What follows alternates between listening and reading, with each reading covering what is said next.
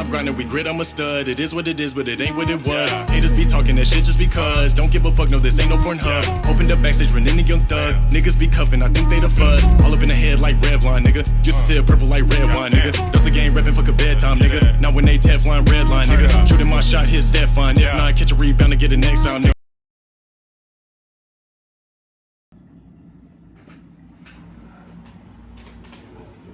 Y'all good? Y'all good? Y'all everything? Yeah, that's Visuals cool? Alright. Yo. We back at the Hunnid table. We got a special guest, man. This shit been longly awaited, man.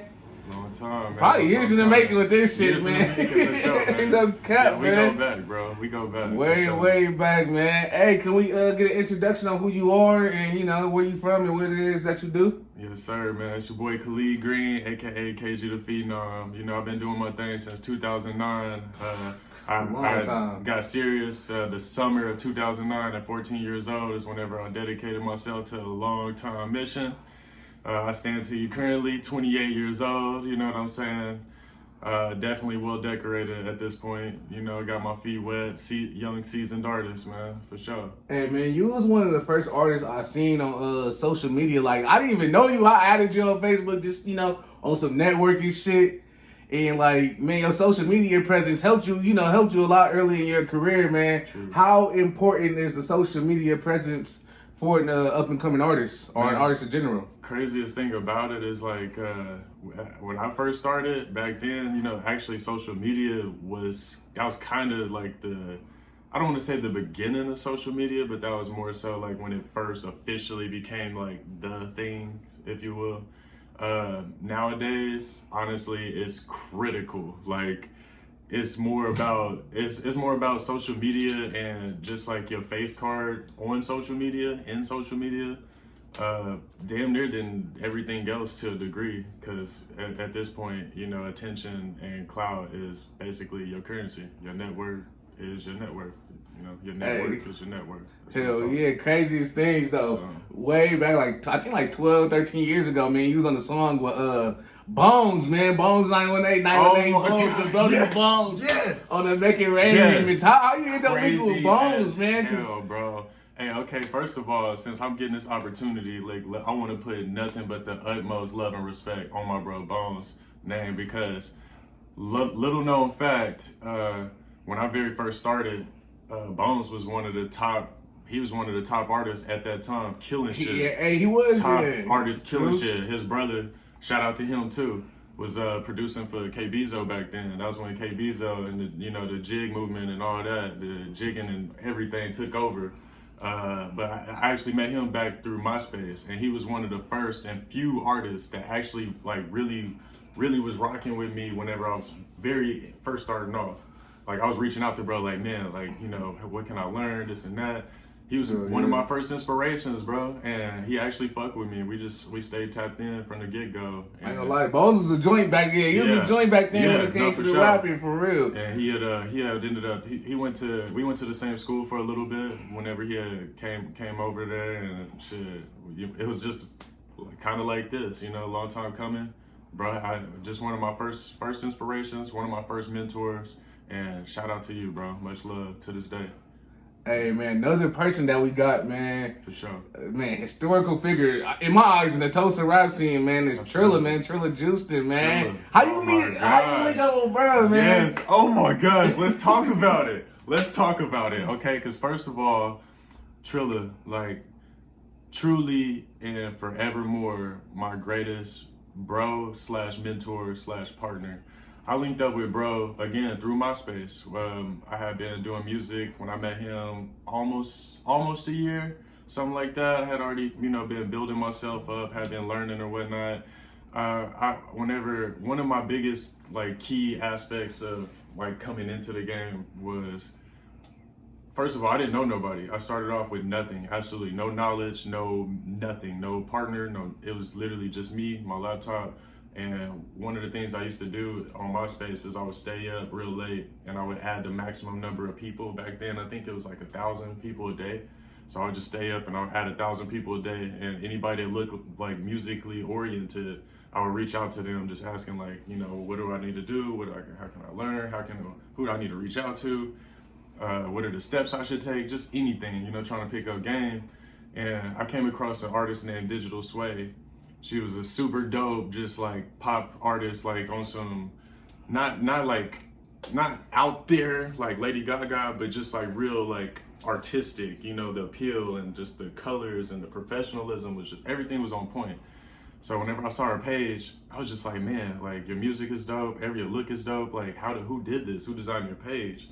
And she was telling me that her son-in-law was the one that was actually the leader of the label and this and that. And I was just like, I gotta meet this person. So she plugged me in with him. This was Trilla. Yeah. So I reached out to him.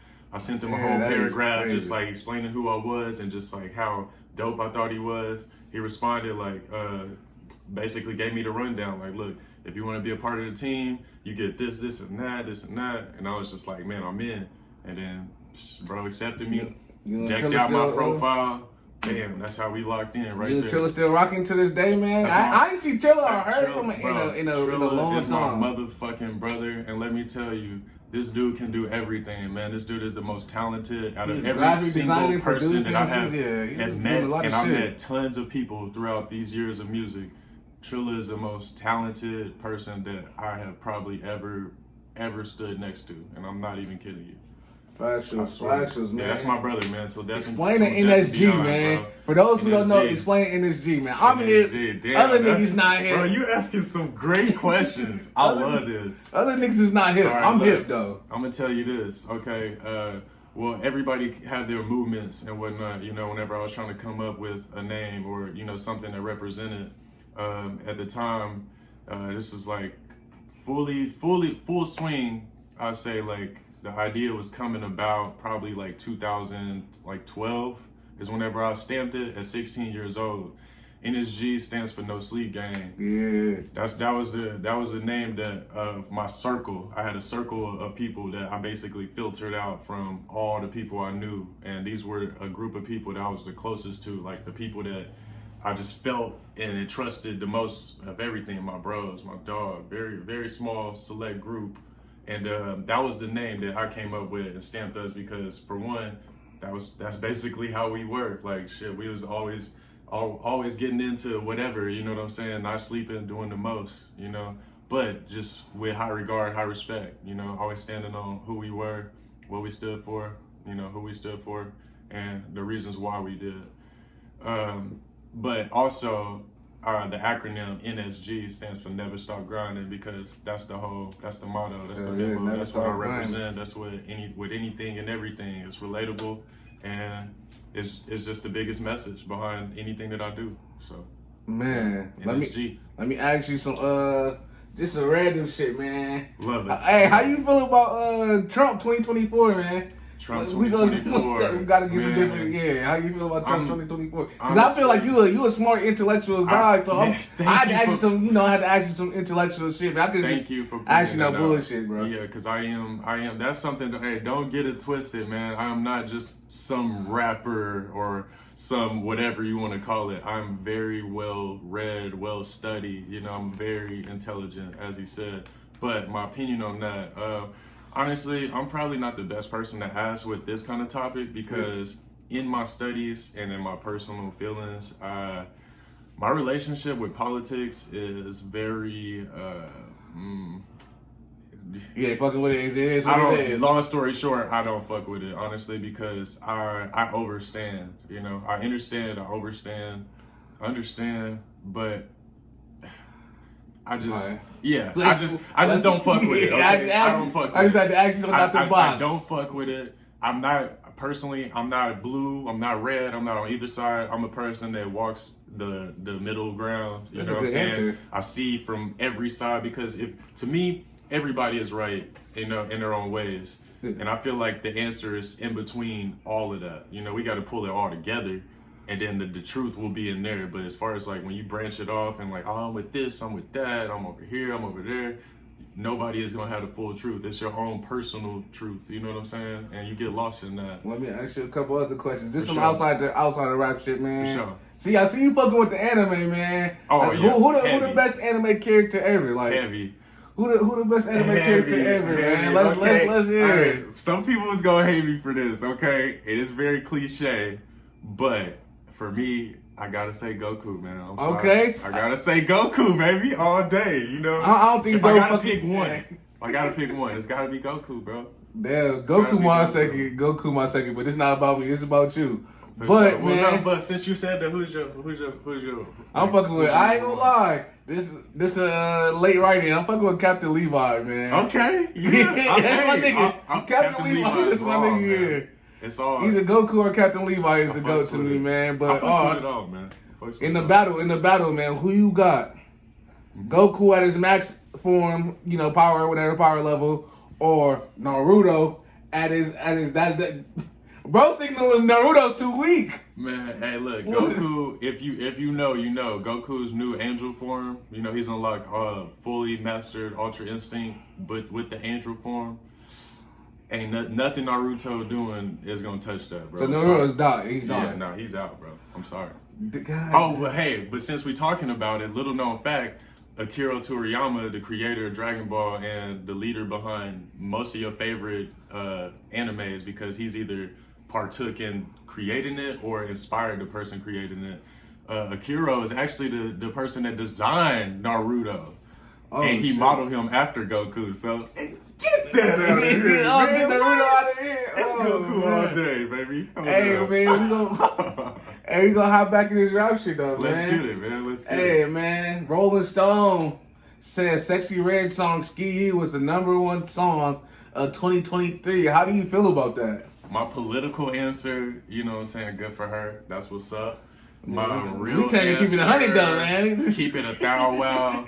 Man, bro, the game is smoking. It's a lot of smoke and mirrors. You know what I'm saying? What they want to be hot is what's going to be hot. What they want to push is what's going to get pushed. It's not always about what the truth is. It's more so about what the people pushing the certain agendas or whatever want to be true. Hell yeah. So, you know, not to get all controversial, and it's a dope song. It's catchy. I mean, you know, the homies and myself, we play around with it. We shoot out some, you know what I'm saying? We throw out some of that. But let's be real, bro. Like, I could, off the top of my head, I got some contenders that would wipe the floor with that song. No disrespect.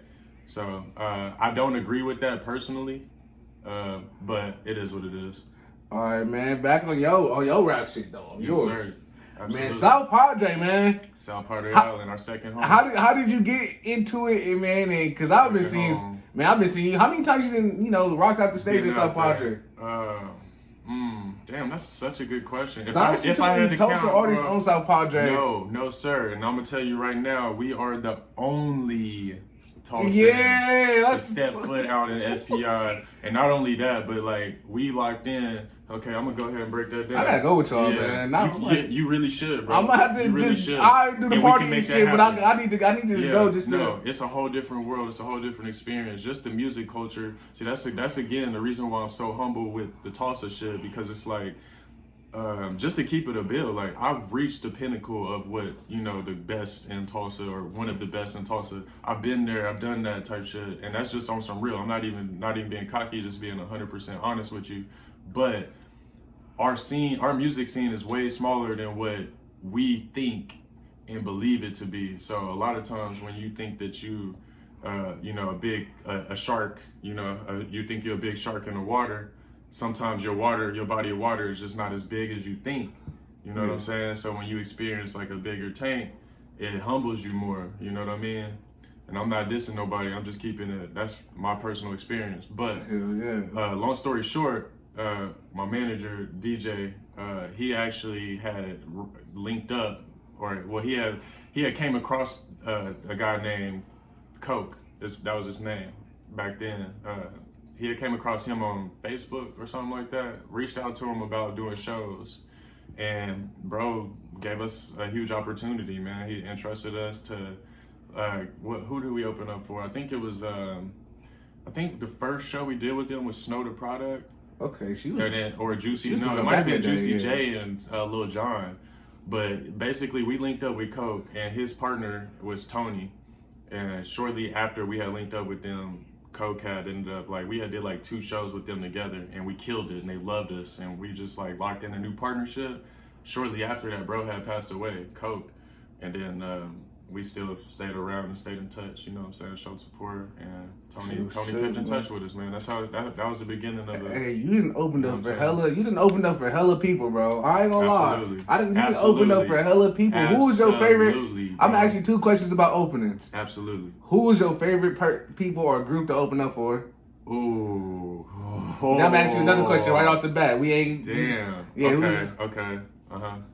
Okay. Well, man, that's such a tough question because it's like when I was 15 years old, I got to open up for Paul Wall. I was 15 in the 21 and up club, and that was legendary because if you know Paul Wall, you know what I'm saying, back in the day with Swisher House and all that, like all of us, that raised us at a point. You know what I'm saying, with Mike Jones and the whole movement and all that. That wave was crazy. So that was such a legendary moment to be able to do that at 15, but also, man, damn. Okay, so my favorite show was probably J. Cole, the J. Cole opening, because I got to open up for J. Cole. It was his second show in his Forest Hills Drive tour, which was his he was in his prime. His prime. That was the biggest peak of his entire career, and that show was like over 11,000 people. That was the biggest show I ever did. So that was probably like my favorite show to do. But my favorite opening might be Wiz Khalifa, man. The Wiz Khalifa opening was fucking hard, bro. I gotta give it to Wiz. Hey, after this question, I got some crazy shit to ask you after this question though. Cause I wanna know how you feel, man. How was it to open up for Bone? Cause that's my favorite rapper. Bone. How did it feel to open up for Bone? Bro, little known fact. Once again, Eazy-E, one of my greatest inspirations, like getting into music, before I even thought about doing music. Eazy-E has always been one of my biggest like inspirations with the music shit.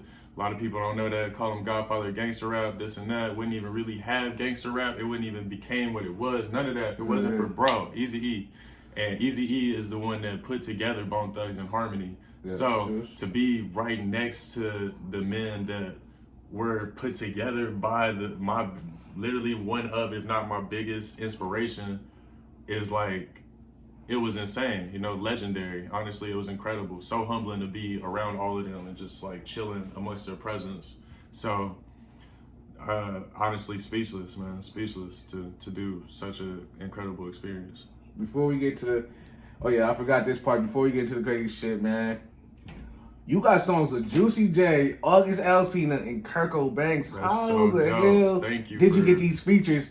Being from these are because you got them all when they was doing their thing. It ain't like nigga Kirko Banks was washed up or August was sick and shit. You got it when niggas was doing their thing. Niggas could have been Hollywood. So how did you get the songs when niggas was balling? It's crazy. And another one that you I probably missed out slipped through there. Another one's Future as well. That one, for some reason, it wasn't as successful, so it's not. It kind of just slips in the cracks. But Future is in there as well. Yeah, Future and my former bro. Yeah.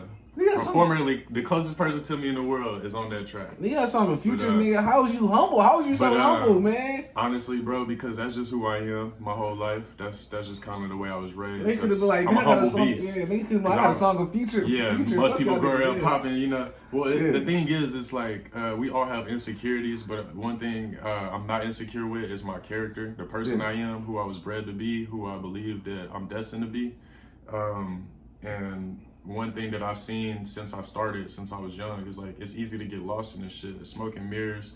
Everybody, your ego get too big, your ego get bigger than you are, and you get lost in that shit, man. I know who I am, I know who I want to be, and I stand on that, and I refuse to let anything outside of that to, disarray me, derail me. So that's really where that comes from. But the way that this happened, I actually came across a guy named James through social media. And he was a producer / writer / promoter, and he was putting together like big events and stuff with these artists of this caliber. And I guess like somewhere in the agreement with him booking them and producing for them is that they would like do an exclusive verse or exclusive hooks or whatever for him, and he would own the rights to them or whatever. I don't know their full business rundown, but this is what was explained to me. And then basically he would have all these exclusives that he would license or sell or whatever. And he had reached out to me with an offer to basically sell me a hook here or a verse there. And we had my brothers and I put in to basically buy a bundle pack. So they supported. Yeah, the homie supported. The homie supported, man. That's the thing. That's Without a team, none of this shit moved. But my brothers, we all put our money together. We invested and basically bought these licenses. Yeah. And I have the contracts, the release form, and the artists. We have the contract, so I own it. And yeah, that's long story short. That's how I got these verses. So.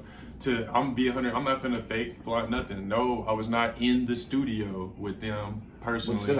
Even though I opened up for Juicy, exactly. But in the music, it's all business. I own the song, so that's it. Yeah. Man, I was talking about owning songs and whatnot, man. Absolutely. You was on DSPs and stuff way before a lot of people, 2015, man. Yeah, you was man, you was on DSPs young, man. A lot of these people weren't even on DSPs. It was on YouTube, Reverb, SoundCloud, XYZ. But you was on DSPs like iTunes, you know, and all that other shit. Yeah, that's true. How you like managed to get on there at such a young age? Man, it's crazy because like even though like man, I mean it's like I said, I started doing music 2009, and granted I love it because like one thing about me is like I started from like literally the bottom feeder, and I've just gotten to work, and I'm picking up and gaming up all this knowledge from bottom to top, like without skipping steps. You know what I'm saying? So it's like. Even though I started 2009, we didn't drop on a DSP with an official project till 2015. And I'm like, long story short, I had been trying to get on there since way before then. People were telling me way off, like early on. It was hard to get on there. Yeah, like, hey, you on iTunes yet? And this and that. I'm like, nah, you know, I wasn't really concentrating on that. But my manager was the one that discovered, like, because if you don't know, there's a bunch of different DSPs. Figuring out what's for you, it's kind of like a relationship. You know, what works best for you. You know, what give and take is better for you. So my manager actually came across one, presented it to me, and we took a shot with it, and making history. All right, man. Let me ask about the shows and shit, man. Absolutely, man. All right, 2 questions. One. The stage dive. Have you ever hit a stage dive? Hell no. I'm 6'5". I'm 6'5". Like 185 on a good day, 182. You know, keep it. And it's no, bro. Ain't no type of stage dive going for me whatsoever, bro. Fuck that. Oh, cool, no, man. Damn, sounds dope. I would love to, but I'm too big for that shit, bro. I'm too big. The craziest? I'm too big for that, bro. Hey, what's the craziest fan experience you ever had? Well, I mean, when at the J. Cole show, when I jumped back on the stage, I actually hit my head on a big ass overhead speaker that busted my head open, and I had blood like gushing out of my head all the way down my chest, going crazy, bro. Crazy. Like my manager was freaking out because I was bleeding like crazy. Adrenaline was going crazy. I could feel the blood coming out of my head, but like. People didn't know. It was like, man, somebody thought I got shot. Somebody thought I got stabbed. Somebody thought I got beat up. Sorry, to answer your question, though, the craziest fan experience, bro, I can't lie. At a showcase I had did back at Vanguard back in the day, it was some drunk lady literally reached in my pants, bro. I don't know. She got superpowers or some shit. Like, I don't know how she did it. My belt was tighter than I could tell you. Reached in my pants and grabbed my shit, bro. Like grab my dick, bro. Like literally grabbed it, gripped it, groped it. Oh, fast, bro. I smacked her hand so fast, but that's probably that. I don't know if it could get crazier than that. That is crazy. That's almost violated. You tried to violate. Violated me, bro. Crazy. Oh, what that's. Yeah, that's probably the craziest. All right, man. I got one question before we get into the deep shit, man. Because I do want to ask you a couple of deep questions. Yeah, no, it may not be deep to you. It may be deep to you. Yeah. But man, before then, let's get into the. Have you seen the Toaster Rap report cards? Yeah, I actually. It's crazy you said that because I had just randomly like came across your post. You know, I started seeing that, and I was like, bro said I'm on my Dejan shit right now. I was like, damn, okay. So I seen it. I seen a little bit. How you think about it? Because you really not, you're not really one of the people who be like, Who all be in in the, the I'm trying to mix. be the best Who- in Tulsa, or you really just Yeah, in the mix like bro. that. But how you feel about? 'Cause I've been doing this shit 14 years, bro. I already did that. That's when everybody all who the best, this and that. Everything is subjective, bro, because it's all he say, True. she say, this and that, and everybody is going he say, she say, whatever, forever. I focus on putting the work in and really setting the stats, because it's like one thing with me. What's the point of me sitting here arguing about an opinion? Because everybody's gonna feel how they feel regardless. But one thing you can't say with me is if you pull out all my stats, all my logistics, all my shit speaks for itself. I don't need to pop my shit. I don't need to say who's the best, this and that, because regardless of what you think, when we pull out these stats, you can see that I put my work in, and you can see who really is what. Because we could say whatever, but when you show them stats, it's different. Because I tell you what, a lot of this shit is paid for. A lot of this shit is bought. You can buy views. You can buy plays. You can buy anything, honestly. So just looking like it. What would you tell to somebody with a bad grade though? Like if somebody had a bad grade, Ooh, what would you tell them? With a bad grade, man, honestly, just put the work in. Shut the fuck up, and grind. Put the work in. Just put the work in. You know, and not only that, is you only get better by, you know, learning what you could do better. You know what I'm saying? So it's like, that's a part of this. When you put yourself out there with anything, you're going to face ridicule. You're going to have people, you know, giving their opinions, and you have to be strong enough to deal with that, accept that, and incorporate it. You know, that's how you get better. So if you don't like a certain grade, or if you don't like certain things being said about your grade, just work on it, man. It's not always personal, you know. Well, we're gonna talk about something personal, man. I seen this is from your post, like, you know. Yeah. How does I seen that you lost your mom? No, you know, no, this is no funny shit, no disrespect, or nothing like that. Absolutely. Yeah. Yeah. Cause niggas don't play about their moms, so I'm like, you know, you gotta clear that here, yeah, man. Moms is, Yeah. How did that affect you as an artist, man? Losing somebody that big to you.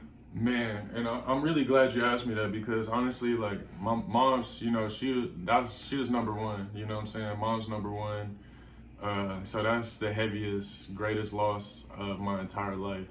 You know, and it affected me as an artist. Honestly, it just changed everything. It's changed every aspect of my existence, of my life, because my mom's was my greatest, my truest critic, but also my greatest supporter from start to finish.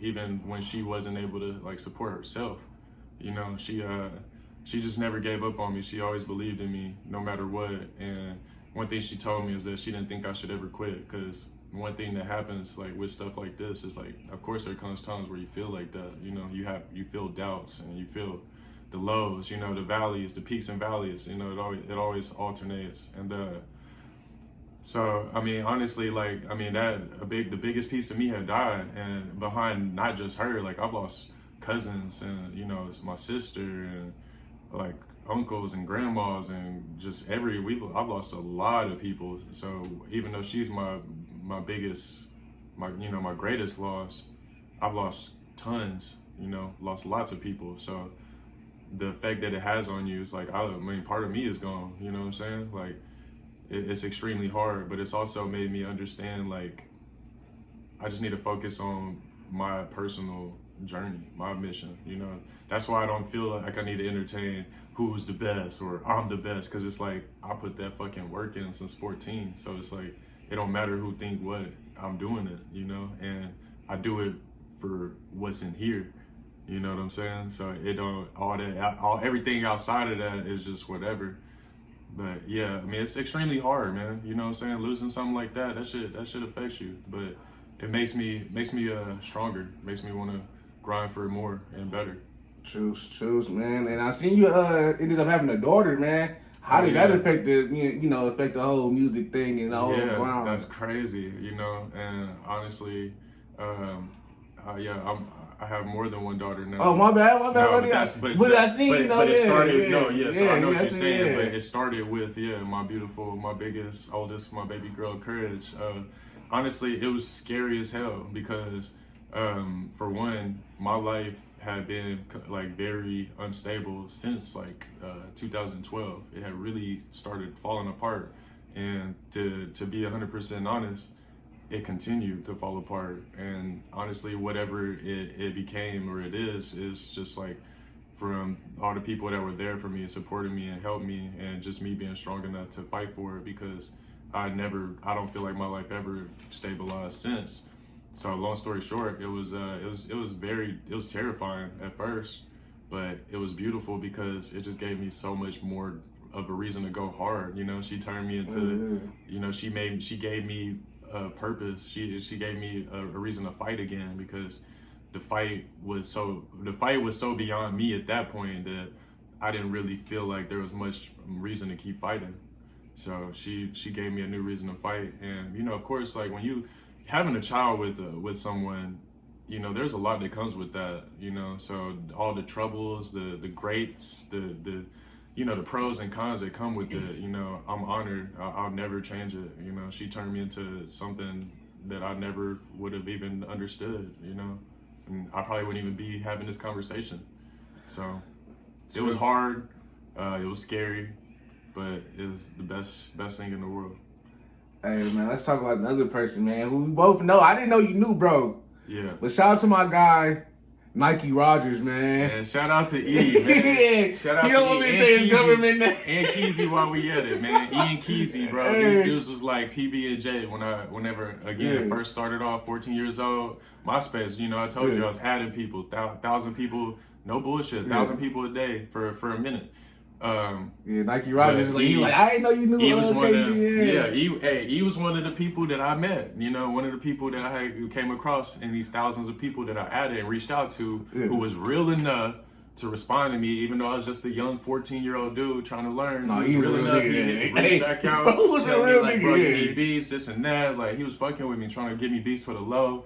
Fucking with me, giving me, you know, telling me what, like, this and that, this is hard, or telling me what I could work on, shit like that, you know what I'm saying? And my cousin and I, we actually had linked up with Axis Entertainment, who was working with a guy named Damon Banks. He was the second engineer that I had worked with, and my cousin and I almost got signed to. We had an opportunity to get signed with Nickelodeon or Disney and shit when we were like 15. But and he did say he said some shit like that too. Yeah. We were about to, because they asked us, did you want to hit the radio first? What are you trying to do? Disney? Trying to go on Nickelodeon?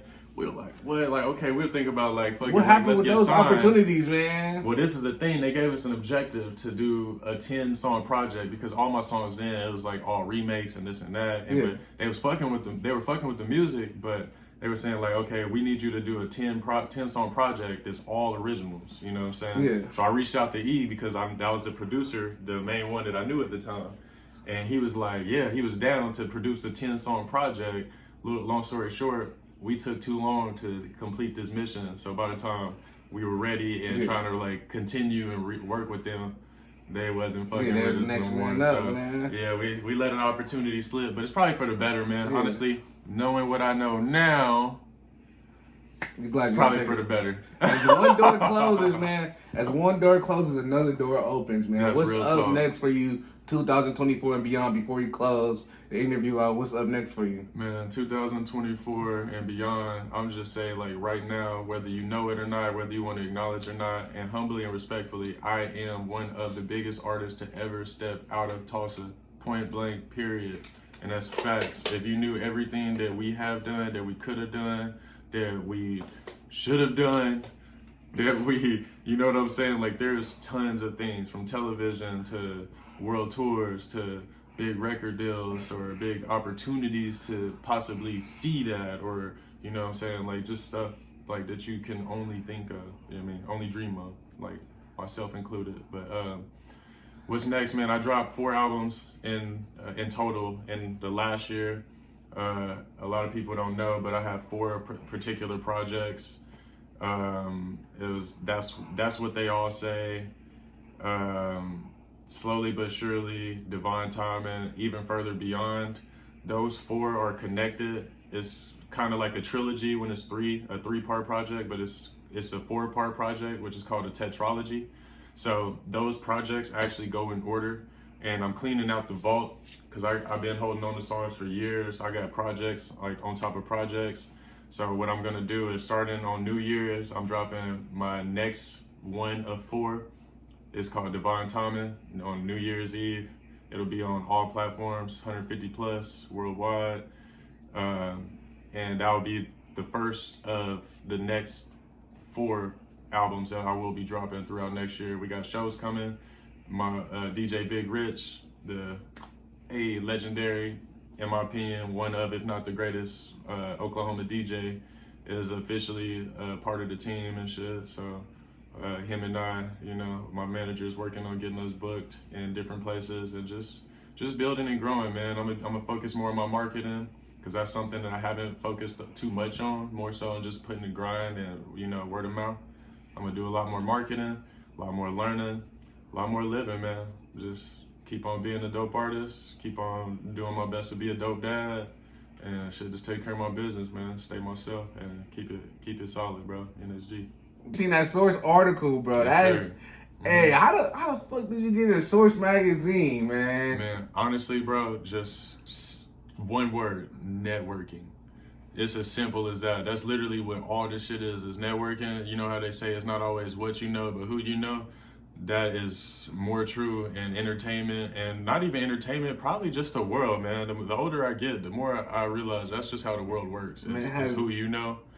And just networking with marketing execs, talent agencies, and just booking agents. Those are all the people that are the links, you know, the links between this source and that source, the ones in between. No pun intended, because Source magazine, exactly. Source magazine, big as hell, man. Somebody from Tulsa to be in there and mentioning the article, man. Recently, this is like November 2023 type shit, man. That you was mentioning in Source. And, this was in 2015. And a lot of people don't know, but there's another company out of LA called Academia. They do Academia Awards and stuff. We had submitted a music video to them back in like 2018, I think, and won top music video of the year.